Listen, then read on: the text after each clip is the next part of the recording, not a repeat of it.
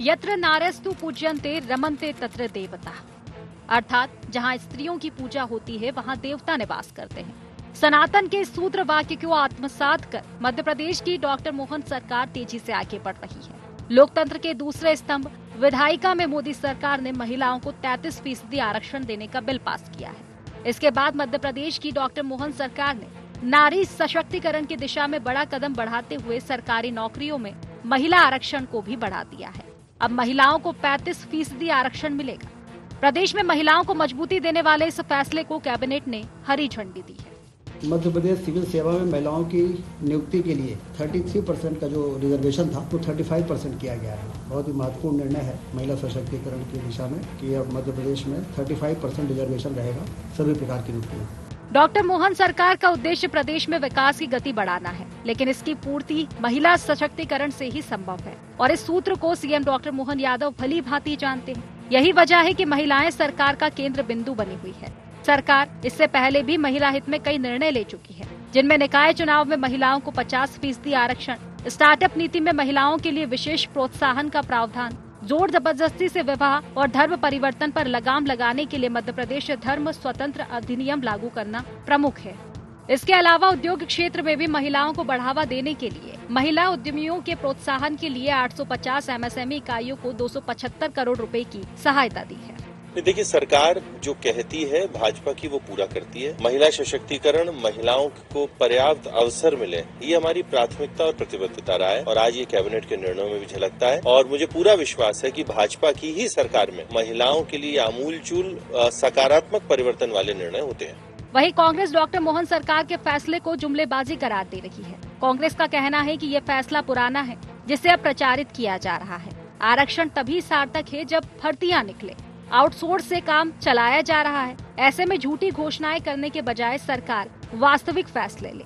फैसला तो पुराना ही है, इसको बड़ा कह के जो है फिर से प्रचारित कर रही है सरकार। लेकिन कोई भी फैसले का मामला तब सही है जबकि नौकरियां निकले, रिक्तियां हों, जबकि जो है पोस्टिंग निकले। पूरी सरकार मध्य प्रदेश की ठेके पे चल रही है, आउटसोर्स कर दी है, तो सरकार जो है ये आरक्षण लागू कहाँ करेगी? क्या प्राइवेट के यहाँ लागू करेगी? केवल जुमला देने से आज क्या हिंदुस्तान का हर आदमी के खाते में 15 लाख आ चुके हैं। इसी तरह से ये नौकरियां आरक्षण से मिल जाएंगी। सरकार जो है इस तरह की झूठी घोषणाएं करने के बजाय फैसले करे।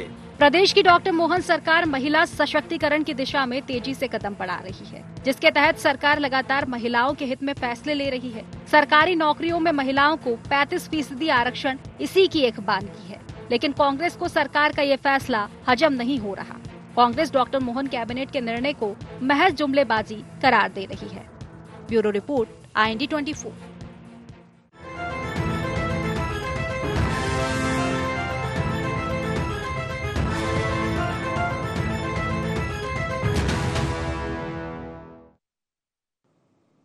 नमस्कार, IND एजेंडा देख रहे हैं आप और मैं हूं आपके साथ खुशी व्यास। तो देखिए, कहा जाता है यत्र नारस्तु पूज्यन्ते रमन्ते तत्र देवता, यानी कि जहां नारियों का सम्मान होता है वहां देवताओं का वास होता है। डॉक्टर मोहन सरकार भी इसी और लगातार अपने कदम बढ़ाते हुए नजर आ रही है।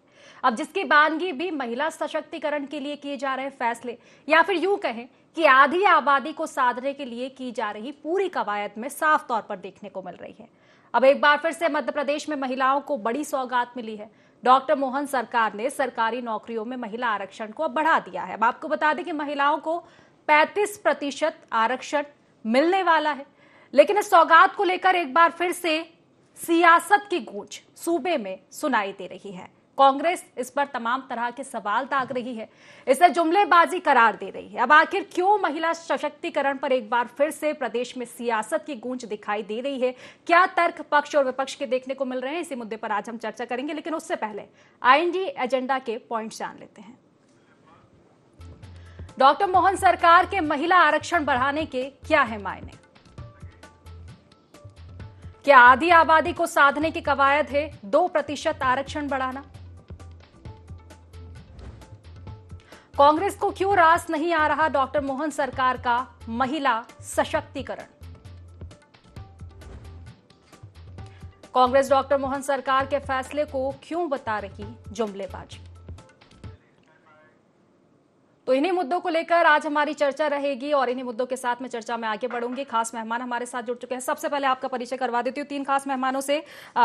मध्य प्रदेश भाजपा मीडिया पैनलिस्ट वंदना त्रिपाठी जी हमारे साथ जुड़ चुकी है। कांग्रेस से प्रतिक्रिया रखने के लिए संतोष सिंह गौतम जी हमारे साथ जुड़ चुके हैं और इसी के साथ वरिष्ठ पत्रकार धर्मेंद्र पेगवार जी भी हमारे साथ जुड़ चुके हैं। तो आप तमाम मेहमानों का बहुत बहुत स्वागत है इस खास चर्चा में। और चर्चा की शुरुआत संतोष जी आप ही से करना चाहूंगी। एक बार फिर से महिला को लेकर जो बड़ा फैसला लिया गया है, महिलाओं को जो सौगात दी गई है, 35% आरक्षण सरकारी नौकरियों में बढ़ा दिया गया है। हालांकि इससे पहले भी महिलाओं को सौगात दी गई है, लेकिन संतोष जी आखिर क्यों अभी भी संतोष नजर नहीं आ रहा है? तमाम तरह के सवाल अभी भी। देखिए खुशी जी, मैं एक बात स्पष्ट कर दूं कि भारतीय जनता पार्टी की जो घोषणाएं करती है वो कभी पूरा करती होती तो कांग्रेस को कोई आपत्ति नहीं थी। आपने देखा कि इनका जो पिछले चुनाव का घोषणा पत्र था, इसमें उन्होंने कहा था कि किसानों को 2700 रुपए गेहूं का एमएसपी देंगे और 3100 रुपए धान का एमएसपी देंगे और अतिथि शिक्षकों को नियमित करने की बात जो है शिक्षक महापंचायत में शिवराज सिंह चौहान जी ने की थी, जो पूर्व मुख्यमंत्री हैं। तो अतिथि शिक्षक आज तक नियमित हो नहीं पाए। पिछली कई परीक्षाओं के रिजल्ट घोषित हो नहीं पाए। कई परीक्षाएं भ्रष्टाचार की भेंट चढ़ गई, उनमें घोटाले हो गए। छात्र आज भी दर दर भटक रहे नौकरियां पाने के लिए। फिर एक झूठा लॉलीपॉप अभी छात्रों को दिया गया कि दिसंबर से 1 लाख भर्तियां शुरू होंगी। ये 1 लाख भर्तियां आज से नहीं हो रही भारतीय जनता पार्टी की, ये पिछले कई वर्षों से इनकी घोषणाएं लगातार हो रही है। 1 लाख तो छोड़िए, 1000 को भी देना बड़ा मुश्किल होता जा रहा है भारतीय जनता पार्टी की सरकार के लिए। तो भारतीय जनता पार्टी की जो सरकारें हैं ना, चाहे वो केंद्र की हो, चाहे मध्य प्रदेश की हो, या किसी भी राज्य की हो, ये बड़ी जो है धर्मनिरपेक्ष है, जेंडर निरपेक्ष है। केवल एक मामले में, किस मामले में? नौकरियां देने के मामले में। न तो वो हिंदू को नौकरी देते हैं, न मुसलमान को नौकरी देते हैं, न महिला को नौकरी देते हैं। ये किसी को नहीं देते। सबके मामले में पूरी तरह से धर्मनिरपेक्ष है, जेंडर निरपेक्ष है। केवल एक ही मामला ऐसा है जिसमें सबके साथ ये समानता का व्यवहार करते हैं, वो है नौकरियां देने का मामला। तो न ये किसी को नौकरी देते हैं, न किसी के लिए भलाई के लिए काम करते हैं। ये केवल अपनी वाहवाही लूटने के लिए झूठी घोषणाएं करते हैं। आप ये बताइए कि आज तक ये फैसला, जब ये पहले भी ये बातें 35% की हो गई, आज तक जब पुरुषों को ही नौकरियां नहीं दी गई, इस प्रदेश का युवा बेरोजगार भटक रहा है। और ये आंकड़े तो लगातार आपके चैनलों पर भी कई बार आते हैं कि अतिथि शिक्षकों के पास कितने डंडे बरसाए जा रहे हैं, उनको नियमित नहीं किया जा रहा है, तनख्वाहें नहीं बढ़ रही विभागों की, 3000 करोड़ रुपए का साप्ताहिक कर्जा ये सरकार ले रही है। तो ये सरकार नौकरियां कैसे देगी? और केवल महिलाओं को ये झूठा आश्वासन इसलिए दिया जा रहा है क्योंकि पिछले जब चुनाव हुए तो कांग्रेस ने भी वादा किया था कि 1500 रुपए प्रतिमाह हर खाते में दिए जाएंगे। लेकिन भारतीय जनता पार्टी की तरफ झुकाव 1250 की वजह से नहीं हुआ था। इस वजह से हुआ था कि 3000 रुपए प्रतिमाह खाते में आएंगे जैसे बजट आएगा। बजट आ गया, लेकिन 1250 रुपए 1500 तक गाड़ी नहीं बढ़ी। जबकि कांग्रेस की सरकार आती तो 1500 रुपए पहले महीने पे दिए जाते। तो जिन महिलाओं को ठगा गया है 3000 के नाम पर, उनको संतुष्ट करने के लिए इस प्रकार के बरगलाने के प्रयास भारतीय जनता पार्टी की सरकार कर रही है, जिसको महिलाएं अच्छी तरह समझ रही हैं। चलिए ठीक है, जवाब ले लेते हो। वंदना जी, देखिए जुमलेबाजी ये शब्द आपके लिए तो शायद पहली बार प्रयोग नहीं किया जा रहा होगा, खासतौर पर कांग्रेस की ओर से। अब एक बार फिर से संतोष जी का यही कहना है कि आपकी नजरों में जरूर गांव का मौसम गुलाबी है, लेकिन उनका कहना है कि ये दावे वादे झूठे और किताबी है। क्या कुछ कहेंगे आप? देखिए खुशी जी, सबसे पहले तो सभी और आज बड़े खुशी की बात है खुशी जी कि फिर से महिलाओं उनका गौरव प्राप्त हुआ और जो वादा भारतीय जनता पार्टी ने जब जब किया वो करके दिखाया। हमने हमेशा गरीब कल्याण की बात करी, महिला कल्याण की बात करी, युवा कल्याण की बात करी और हमने उसको करके दिखाया। जिस प्रकार से आज हमारे माननीय मुख्यमंत्री जी ने जो घोषणाएं की हैं और जिस प्रकार से कांग्रेस पार्टी को मिर्ची लग रही है, ये दर्शाता है कि कांग्रेस पार्टी कभी चाहती ही नहीं कि भारतीय जनता पार्टी के माध्यम से या किसी भी माध्यम से महिलाओं का सशक्तिकरण हो। और इसीलिए इस प्रकार के ये जुमलेबाजी जैसे शब्दों का ये प्रयोग करते हैं। मुझे ये समझ में नहीं आता कि अगर कुछ अच्छा सरकार द्वारा किया जाता है तो वे एक विपक्ष होने के नाते, एक स्वच्छ विपक्ष होने के नाते कभी ये सरकार के फैसलों का समर्थन और एक बड़प्पन दिखाने के नाते कभी ये क्यों नहीं कहते कि ठीक है, महिलाओं के कल्याण में अगर ये सरकार ने किया है तो ये बहुत अच्छी बात है। लेकिन महिलाओं का सशक्तिकरण कांग्रेस पार्टी ने कितना किया है? और कांग्रेस पार्टी जो ये आज इतने, कांग्रेस पार्टी के प्रवक्ता इतने बड़े बड़े ज्ञान दे रहे थे, तो उनको जरा मैं याद दिला दूं कि महिलाओं के लिए टंचमाल, आइटम, चाशनी ढूंढने का काम और इस प्रकार की जो भी टिप्पणियां हैं, ये आपकी पार्टी के वरिष्ठ जो नेता है, वरिष्ठ पदाधिकारी हैं, प्रदेश अध्यक्ष कहते हैं रस और चाशनी खत्म हो चुकी है।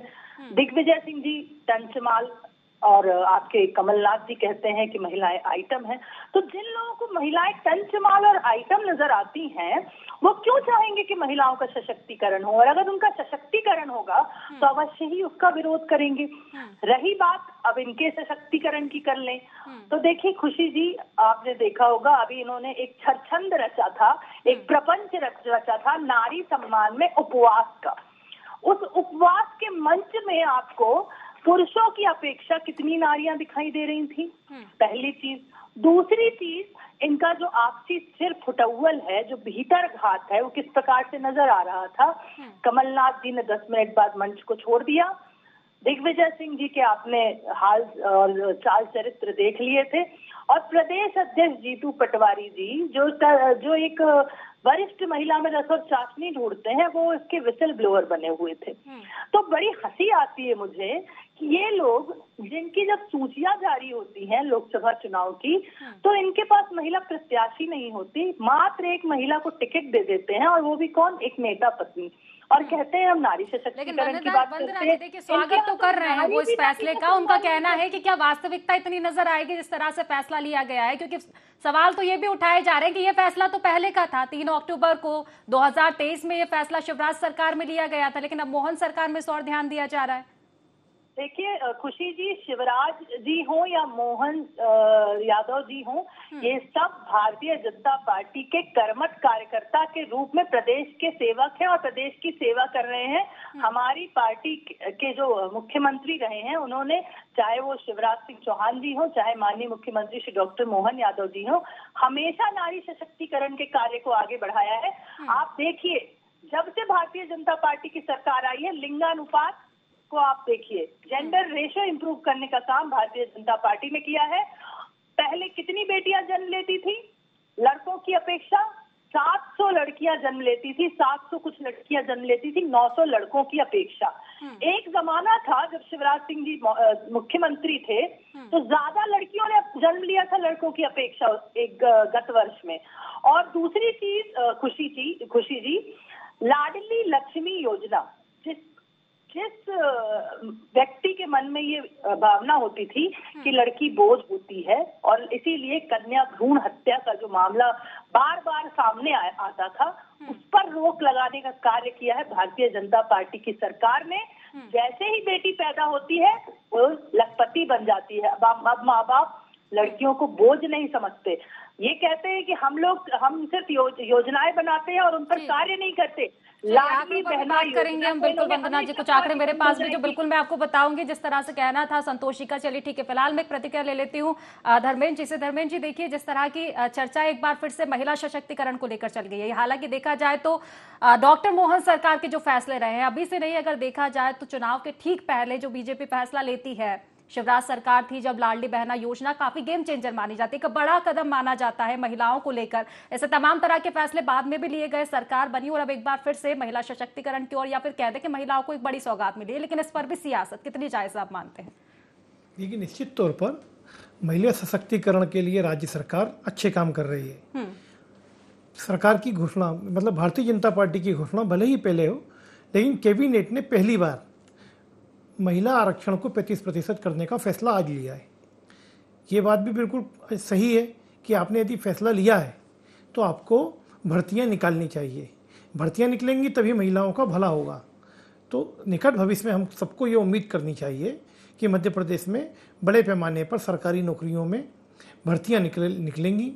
इसमें महिलाओं को, पिछड़े वर्ग को, और जो भी आरक्षण के पात्र लोग हैं उनको आरक्षण मिलेगा, और जो लोग आरक्षण का लाभ नहीं ले पा रहे हैं, एक निश्चित संख्या में उनको भी रोजगार मिलेगा। इसकी मध्य प्रदेश में सबसे ज़्यादा ज़रूरत है। और रही बात भारतीय जनता पार्टी के दावों की और कांग्रेस के दावों की, तो देखिए महिलाओं को स्वावलंबी बनाने की बहुत अधिक ज़रूरत है।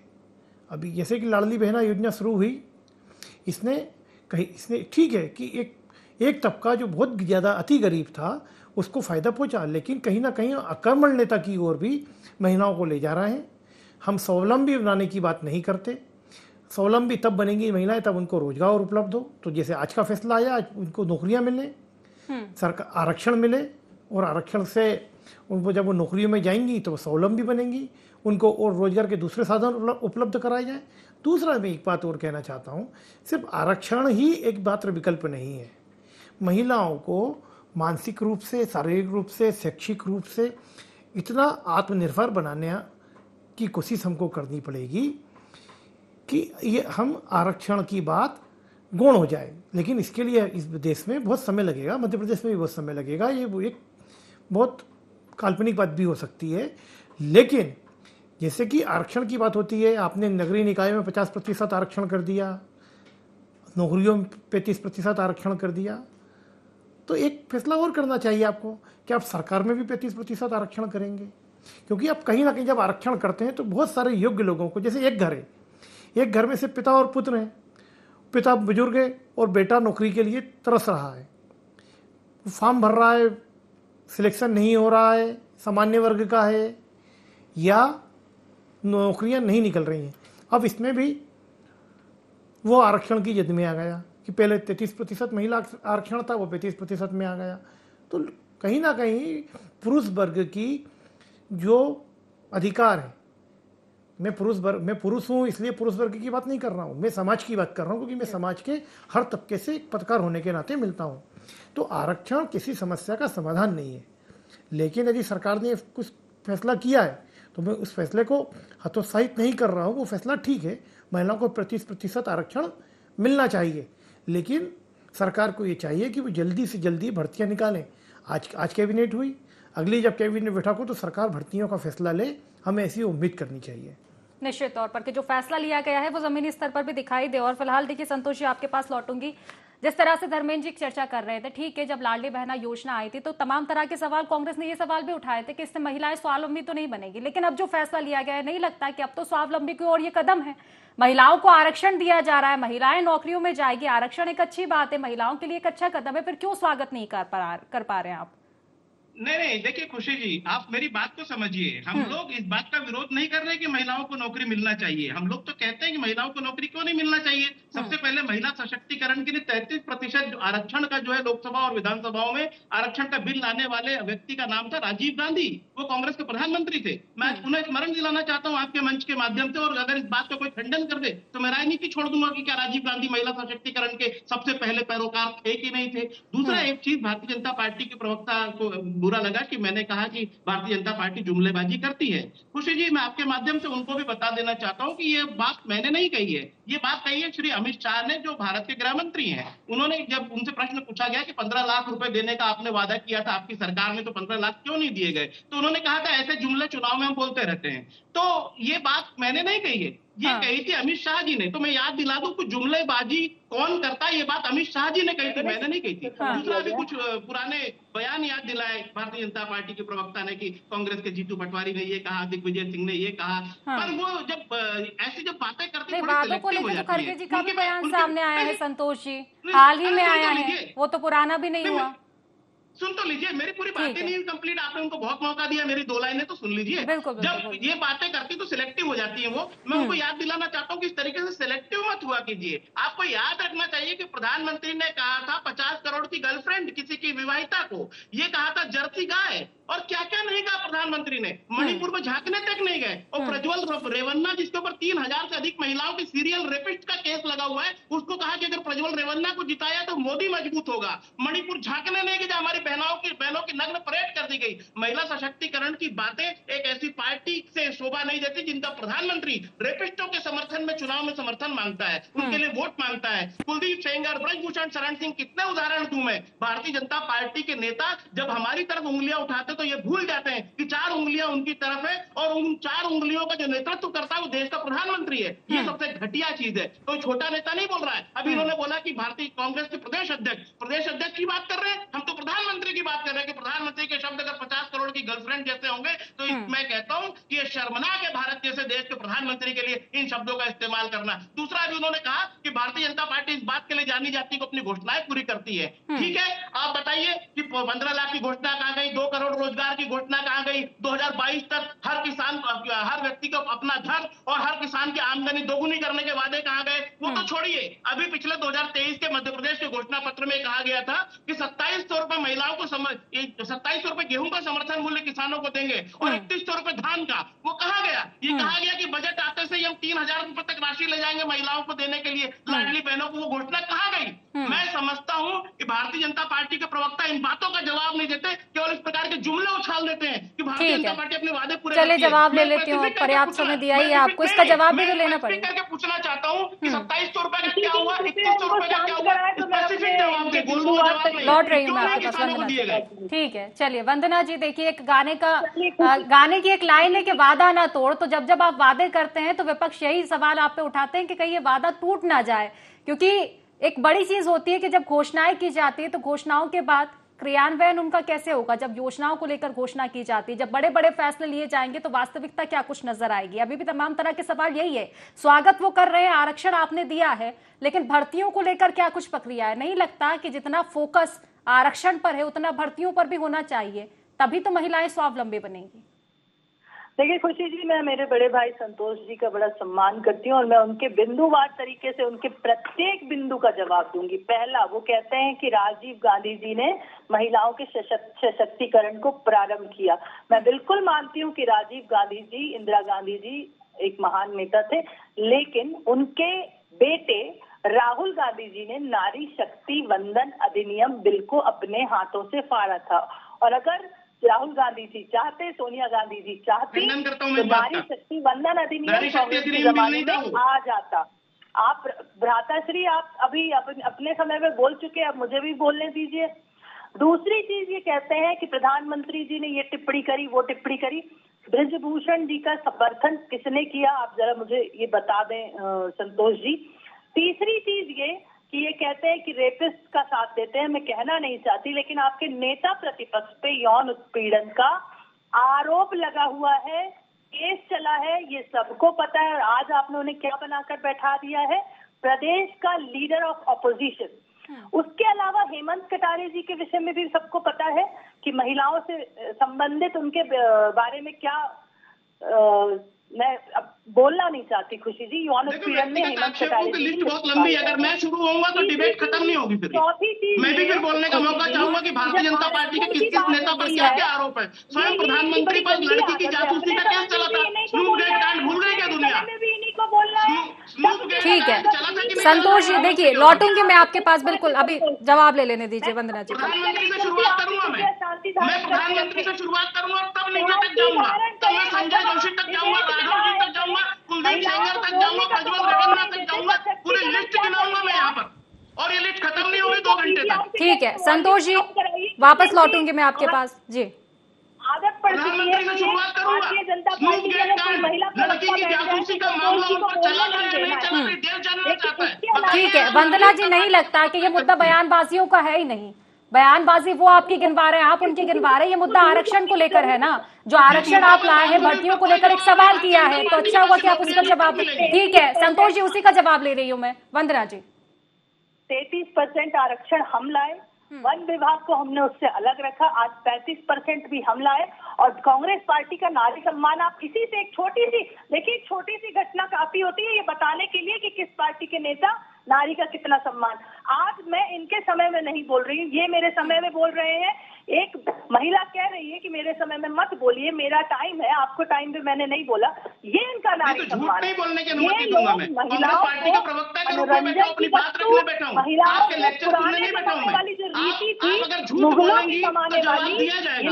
झूठ सुनने के लिए मैं यहाँ नहीं बैठा हूँ। मैंने जो बिंदुवार प्रश्न पूछा उनका जवाब अभी तक नहीं आया। पार्टी के जमाने में महिलाएं चूल्हा फूकती थी, आज उज्ज्वला योजना के माध्यम से सिलेंडर देने का काम हमने किया है। उन सिलेंडरों में गैस नहीं भरवा पा रही महिलाएं, उन सिलेंडरों में गैस नहीं भरवा पा रही, 450 रुपए कीमत थी हमारे समय में, वो कितनी हो गई आप जरा बताइए। आज की तारीख में गैस सिलेंडर भरवाने की कीमत कितनी है? भारतीय जनता पार्टी केवल जुमले फेंकने के अलावा और कुछ नहीं करती है। अमित शाह ने बिल्कुल सही कहा कि वो लोग जुमले फेंकते हैं। अमित शाह जी बिल्कुल सच्चे नेता हैं। बहस का मुद्दा ये है नहीं, मुझे लगता है कि एक संवेदनशील मुद्दा होता है अगर महिलाओं को लेकर बात की जाती है। तो फिलहाल देखिए, ठीक है समय की कमी है, धर्मेंद्र जी से प्रतिक्रिया लूंगी। जी धर्मेंद्र जी। देखिए निश्चित तौर पर हम लोग पहले भी इस फैसले का स्वागत कर चुके हैं, लेकिन 35% आरक्षण का जो आज फैसला लिया गया है उसकी सार्थकता तभी है जब मध्य प्रदेश में भर्तियां निकाली जाएं, महिलाओं को वास्तविक रूप से उनका हक मिले, सरकारी नौकरियां मिले और सरकारी नौकरियां के साथ रोजगार के भी दूसरे जो साधन है वो सरकार जैसा कि उपलब्ध करा रही है वे और बढ़ाए जाए, ताकि महिला सशक्तिकरण और सम्मान के साथ जी सके। निश्चित तौर पर एक बेहतर बात आप कह रहे हो, पहले भी मैं जिक्र कर चुकी हूँ कि अगर योजनाएं लाई जा रही है तो एक बड़ा सवाल होता है कि क्रियान्वयन कैसे हो रहा है। एक छोटी सी प्रतिक्रिया संतोष जी।